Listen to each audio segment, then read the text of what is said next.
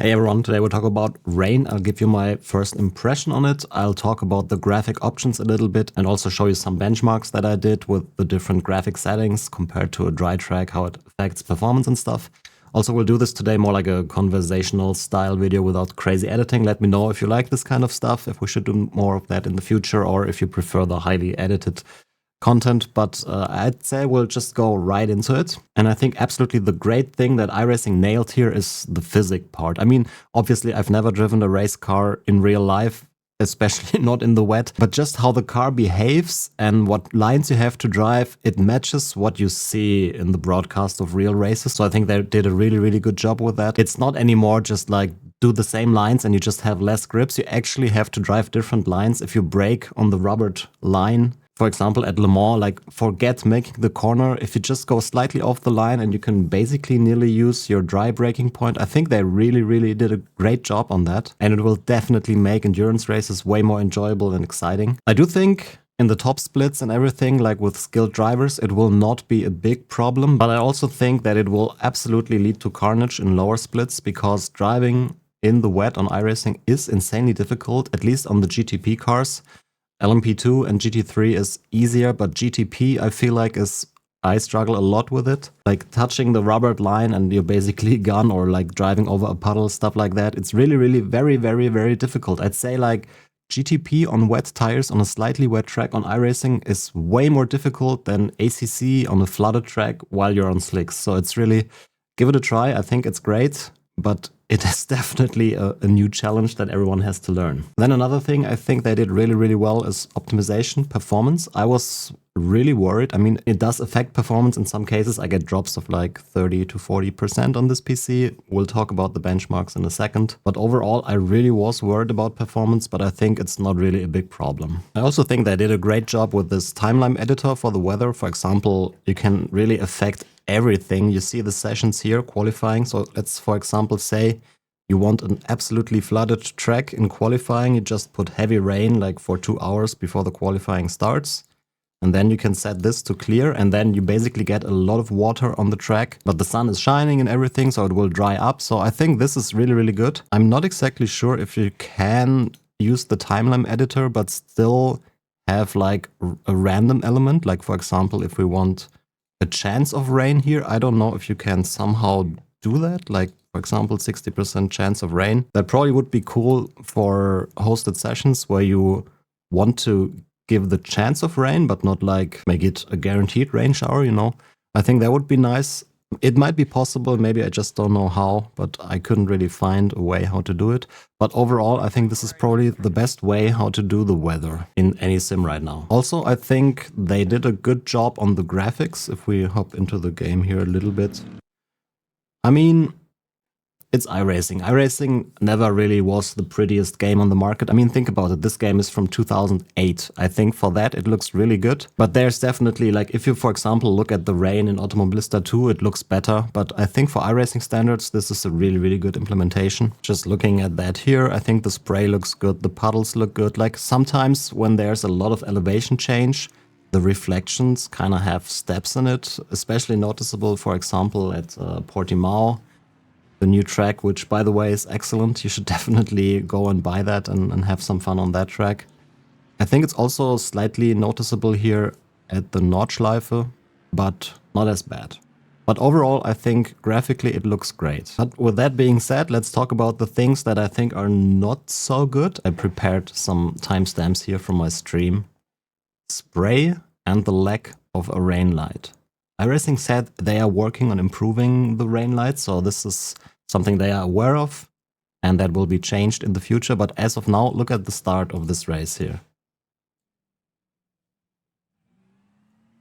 As soon as the cars get up to speed, you just don't see anything anymore. You don't see a rain light, you see nothing. You see parts, because people don't see what's going on. And look at this.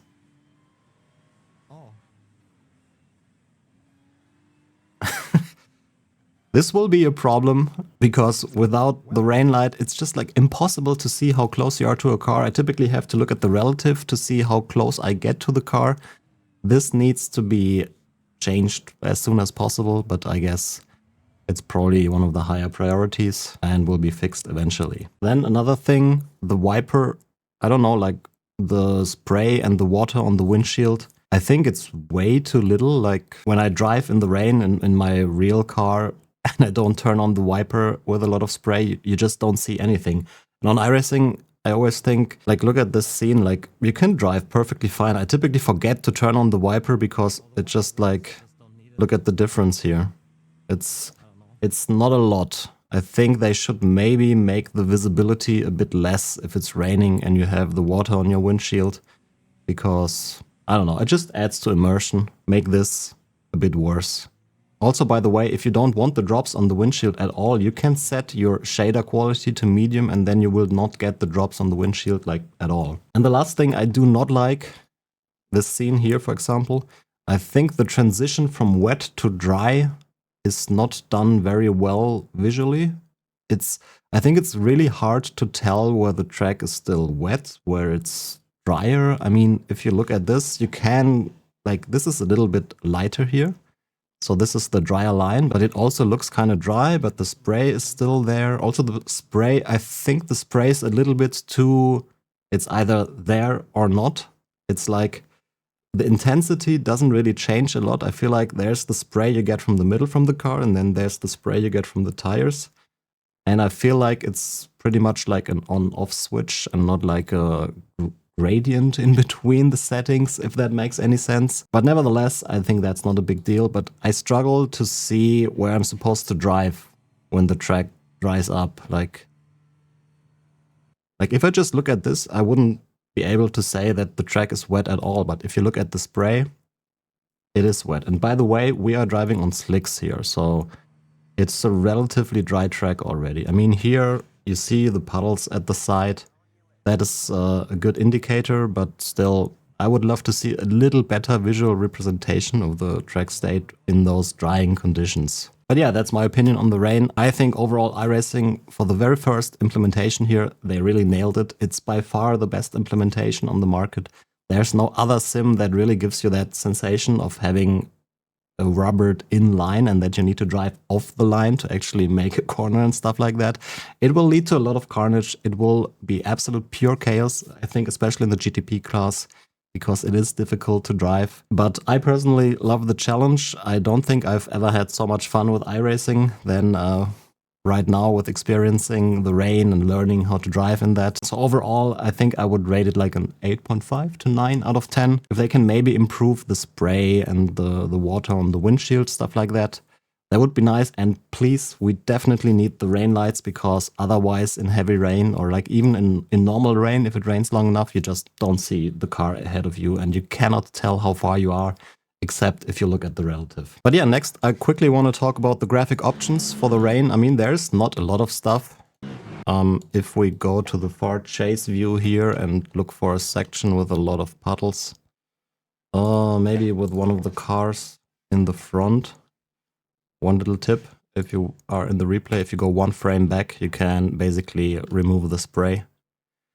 And pretty much the options we have for the rain is the SSR. Those are the screen space reflections, and basically you can set up how much the standing water on the track reflects what is around it. So if you turn this off, you will see that the frame rate goes much higher to 150, and we do not get any reflections at all. Or not any reflections, but the cars will not reflect on the water anymore. You still get like a generic reflection thing. Let's look. Oh, style. No, Niklas. So close. Uh-oh. But like, for example, here you see there are puddles, but they don't really reflect anything. If we go to the graphic options of the replay here and put it to high, you will see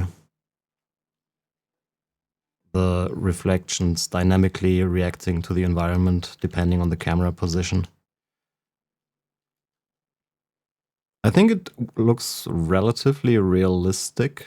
It was raining yesterday here and I was looking actively into the puddles, how the reflections look. And at first when I saw it on iRacing, I thought, maybe it doesn't really reflect it very well. It looks a bit weird, but it actually looks like this in real life. It's not a perfect reflection, so I think this looks actually really, really good. The only thing, if you're not on a hyper PC, you would definitely want to turn SSR off. It costs a lot of performance. And if it's off, it is definitely harder to see where the puddles are on track. You see, because, I mean, obviously it depends on where you are on track and what is being reflected in the puddles. But it's just not as easy to see. In the cockpit, I think it's okay if you pay attention what is where. But it's definitely much nicer looking and much more noticeable if you have this set to high. See? You can also set this to low, but I think low is... I'd probably rather use off than low, because low is just... I mean, maybe while driving you don't really notice it, but with it set to low, some parts of the track will look like it's been rendered in 320 by 240 and then upscaled. And I guess that's probably what's happening here. It just does not look very good at all with it at low. So I think I would do either high or off. So, for example, the cars, I think the cars, it looks okay, but this is low. This is high. And this is off. Yeah, it's just like hard to tell what's going on the track with it being off. And the last thing I want to talk about is the shader quality when it's set to ultra or high. If you go into the car, you see the drops on the windshield. They are there. If you actually just want to remove them, what you do, graphics, set this to medium, reload the session. And if you then hop into the car, you see it doesn't render the drops on the windshield at all. I don't think it's a big advantage because, like I said earlier, the water on the windshield doesn't really is distracting or impairs your vision too much anyways. But yeah, if you don't want it, just set the shaders to medium and then it's gone. I will definitely leave it on ultra because I like the added immersion that gives you. Luckily, whatever you change in these settings will not affect the spray, so there won't be any esports settings, so you have to run like super low graphics to be able to see, like on ACC for example. I think that's always like a shame if the graphic options really affect your visibility and give you an advantage if you turn it down. Luckily not the case on iRacing, so I think they did a very good job here. And yeah, last thing I want to talk about in this video is the benchmarks. I have run benchmarks on this system with the Intel CPU and a 4090. I have run benchmarks on my desk, which is a 4090 with the latest AMD 7950X3D. And I've also ran benchmarks on my stream PC, which is a slightly lower end machine. It's still a good processor. It's the 7950X without the 3D. But on iRacing, typically whatever AMD CPU you have, it's all the same. It's basically either you have the X3D, you get better performance, or you don't have the X3D, you get worse performance. But I have a 4060 in that system. So let's talk about the benchmarks. We'll start with a quick CPU comparison. If we go to a dry race on the 13900K and the dry race on the AMD system, this is wrong. We need the race dry comparison. There we go. So I think what I noticed, if we show the CPU here, the gap between the Intel and the AMD systems on this build got a little bit bigger in my opinion. Like I saw about 5% before the patch and now it's more like 10%, especially if we compare it on a wet track as well. So AMD and Intel. You see the Intel is at 85 FPS and the AMD is like 11% higher than that at 94. But overall, I just see better performance with the X3D processors on this build, even more than before this build. But I was just curious about that. We'll talk about the actual rain settings now. So we go to the dry race, off, low and high. Off, low and high means the SSR settings, those screen space reflections that we just talked about. And you see the performance difference is very, very significant. Like on the dry race, we get the 129 FPS, very good playable. And as soon as we have a wet track, this is, by the way, a worst case scenario. It's Daytona, lap 1, 50 car grid. So it probably doesn't get any worse than this, but I wanted to basically take the worst case scenario. We also did it in quali. I'll show that in a second. But you see a drop of about 40% performance when comparing the race in the dry compared to the race in the wet with SSR set to high. I do think it's still playable, but there definitely is a significant hit in performance, more than the 10% that iRacing claimed. I can't really reproduce that little drop off here, but it also, maybe it's less on lower performance PCs. I don't know, like all of this is still perfectly fine playable. I mean, I did get the occasional drop into the 40s at race starts while streaming yesterday, but it's been like that in the dry as well, to be honest. I think that is basically a CPU bottleneck, and the rain seems to be mainly affecting the GPU. It's also the first time I see GPU utilization of up to 100%. It's kind of crazy to see that. But yeah, this is the numbers on the 7950X 3D at the start. If we look at a quali lap, which was just a single car on track, probably a bit more reliable comparison, because at the race, obviously it was two different replays. I cannot set the same race to dry in the same replay and then to wet. So what I did is always selected the car in position 5 of the LMP2 grid and then benchmarked for one lap. But it should be relatively accurate, but not perfectly accurate. But the quali comparison is probably a bit better. We do remove the CPU bottleneck, because if there's just one car on track, it's easier. And in the dry, we had a performance of 155.8 FPS, and that dropped to up to 91.7 when we were qualifying in the wet with the SSR setting set to high. So again, we have a drop of about 40% FPS here. Again, still, this is perfectly playable. After seeing all the images and videos of the iRacing rain, I was expecting the worst. I do think it is a significant drop in performance, but it is not terrible. I think they overall did a good job with the optimization. And the last thing I want to show is the 4060 system. This was benchmarked on 1080p triples. All the other benchmarks were on this system with 1440p triples, but I thought a 4060 is not a good fit for 1440p, so I rendered the benchmark scene in 1080p. But these are the results. Again, Daytona, lap 1, start scenario, so worst case. We do see the overall performance on the system obviously is lower. Let's show the GPU here. 90 FPS or 91 at the start in the dry, and that drops to like 65-ish, independent of the setting of the SSR pretty much on this system. But again, we see a drop of about 25 to 30% here. Still, all these numbers are perfectly playable. And one thing I found a little bit odd, I also tested the SSR settings when the racetrack was still wet, but the sun was shining, so no more rain falling.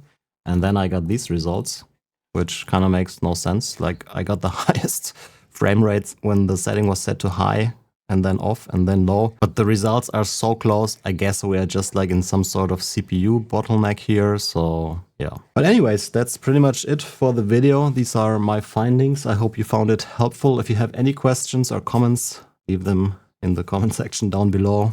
And if you like the video, give it a thumbs up, maybe subscribe to the channel. Also, let me know how you like this more conversational style video, if we should do more of that. It's obviously much lower effort and you could do more of videos like that, but I thought for something like this, it's a good fit, but let's see for the future. Anyways, thank you very much for watching, and I hope to see you on the next one. Bye bye.